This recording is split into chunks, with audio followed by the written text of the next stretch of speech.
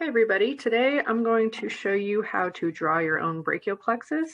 So you will end up with something that looks a bit like this. I found it can be very helpful in understanding how exactly all of these things relate to one another and creating a schema for yourself that is a little bit less confusing than the anatomically correct version. So let's go ahead and start. The first thing I like to do when I draw my brachial plexus is to come in like so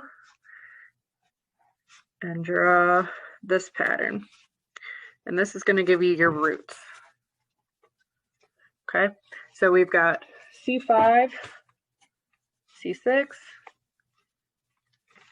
C7, C8, and T1.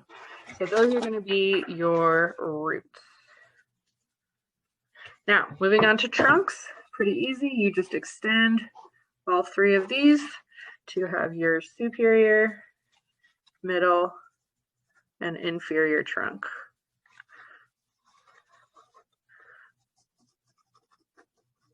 So we've got our roots and our trunks. Next, the complicated part, divisions. First things first, again, just extend all of these straight. Now you're going to have an anterior division and a posterior division. This one's also anterior down here. And this is the relationship to the axillary artery, okay? So that's why both of these technically are anterior and this one here is posterior. Now this top anterior division is going to be giving a contribution to this posterior division, as well as the posterior division is going to give a contribution to this superior anterior division. On the inferior aspect, the posterior division is going to give a contribution to this inferior anterior division as well. So that's your divisions. That's where things get complicated in the body. All right, next we have our chords. We're just going to extend these three out again. So we've got our lateral, our posterior, again in relation to the axillary artery, and our medial chords. Okay, we're going to extend these here. There you go, you got your chords. Now we're moving into our named nerves. So I'm going to extend these guys way out here so I can fit everything in. We're going to have that M that we create. Okay, as well as back here, the radial artery, which will give off the axillary, or I'm sorry, radial nerve, not artery. So when we're looking at the M, the lateral side is going to be the musculocutaneous nerve. Then we've got the median nerve is the middle of the N, and we've got our ulnar nerve on the medial side. And that makes sense if you think about the arm in anterior position. Your ulna is going to be on the medial side of your forearm. Okay, so this is generally the schema to create that brachial plexus. This one here is a left side brachial plexus. And then what I usually do after this is take a different color pen, if you've got one, to do your named nerves, okay? So the way that I think about these, so you already heard me in lecture described the RTDCN nerves as red trucks drive cats nuts. Okay, so I also, when I was learning anatomy, created a little sort of number schema to think about how many named nerves are in each spot.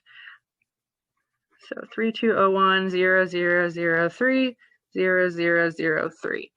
And maybe this will help you, maybe it won't. But basically, this is telling me how many nerves are coming off the roots, and are they at this sort of top level up here, middle level, or lower level. So the first top level up here has 3 on the roots, okay? The first one of those takes contributions from C5, C6, and C7. That is going to be a long thoracic nerve. Okay, so long thoracic nerve is going to be coming down from there. There's two other ones. We will firstly have a dorsal scapular nerve.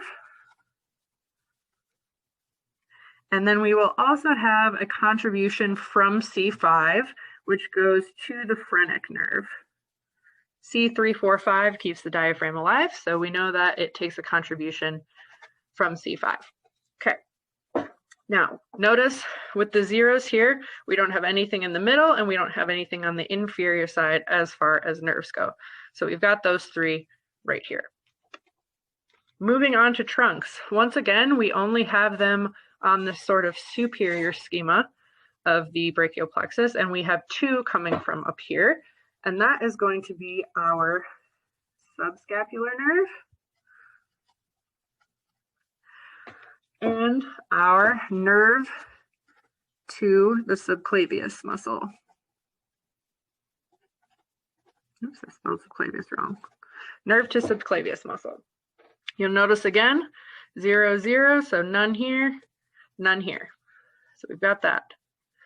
The divisions doesn't have any nerves coming off of them. It's just transferring these different things to carry the different pathways to the cords, right?